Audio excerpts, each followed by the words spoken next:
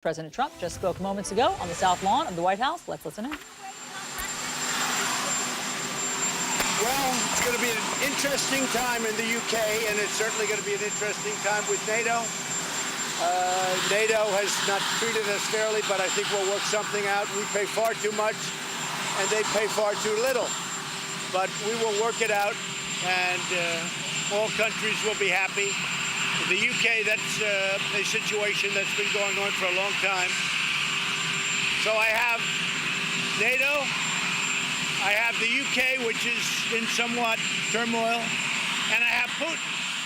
Frankly, Putin may be the easiest of them all. Who would think? Who would think?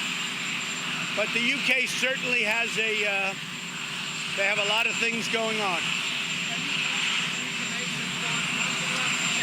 I have not. No, I have not. But Boris Johnson's a friend of mine. He's been very, very nice to me, very supportive. And I maybe will speak to him when I get over there. I like Boris Johnson. I've always liked him. Well, that's up to the people. I get along with her very well. I have a very good relationship. That's certainly up to the people, not up to me.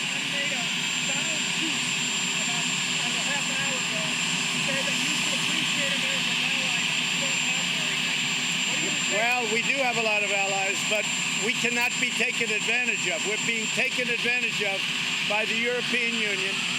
We lost $151 billion last year on trade. And on top of that, we spend at least 70% for NATO. And frankly, it helps them a lot more than it helps us. So we'll see what happens. We have a long, beautiful week. I will say also, last night was an incredible evening. Brett Kavanaugh's gotten rave reviews, actually from both sides. And I think it's going to be a beautiful thing to watch over the next month. But he has gotten rave reviews.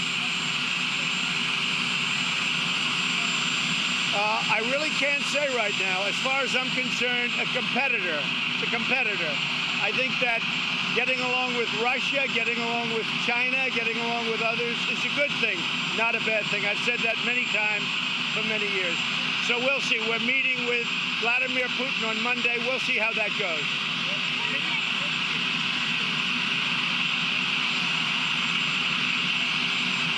They didn't give it. I have it for him. They didn't give it, but it will be given at a certain period. I actually do have a little gift for him, but you'll find out what that gift is when I give it. Okay?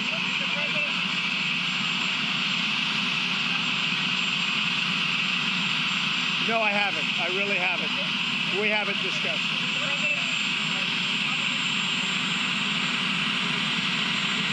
Well, I have a solution. Tell people not to come to our country illegally. That's the solution. Don't come to our country illegally. Come like other people do. Come legally. Mr. President. I'm saying this very simply. We have laws, we have borders. Don't come to our country illegally. It's not a good thing. And as far as ICE is concerned, the people that are fighting ICE, it's a disgrace. These people go into harm's way. There is nobody under greater danger than the people from ICE.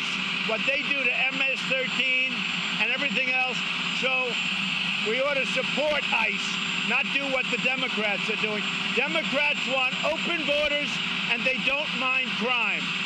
We want no crime, and we want borders where borders mean something, all right?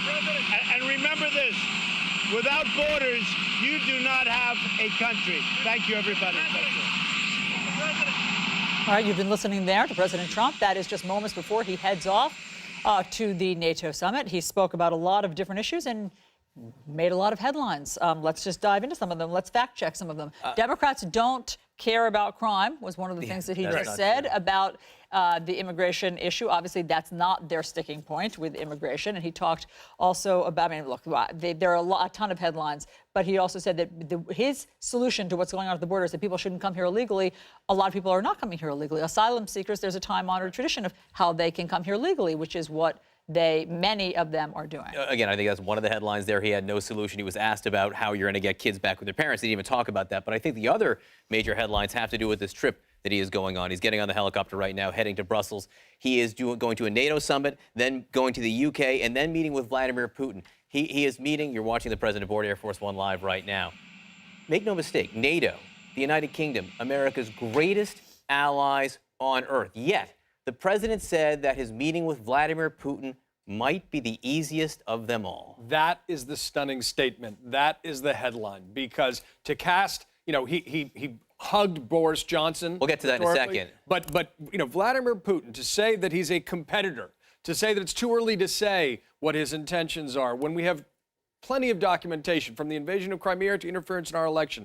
This is the president continuing to keep Putin close. And to say that Putin is a friendlier, easier meeting than with our oldest allies in the world is simply jaw-dropping. The president still doesn't get it. He is sticking to that line. You got to ask yourself why. He also said it might be the easiest thing of all. Who would think it? No one, Mr. Nobody, President. Mr. President. No one would actually think that that will be the easiest exchange. And then wading in to UK politics. We know that Theresa May, the British Prime Minister, has had all sorts of problems. Boris Johnson, the Foreign Secretary, resigned. The Brexit Secretary resigned.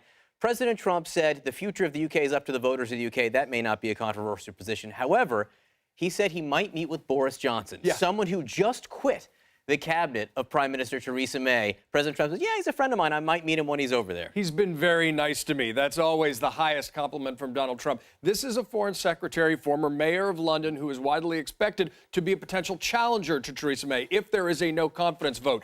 So not only is he throwing himself into British politics, he's aligning himself with the Brexiteers. Now, there's a deep relationship, a troubling one, some might say, between the advocates of Brexit and Donald Trump and the conservative populace here. But make no mistake, that will make news in England, where he is going to spend time with Theresa May after NATO. He just made her life even more difficult than it already is.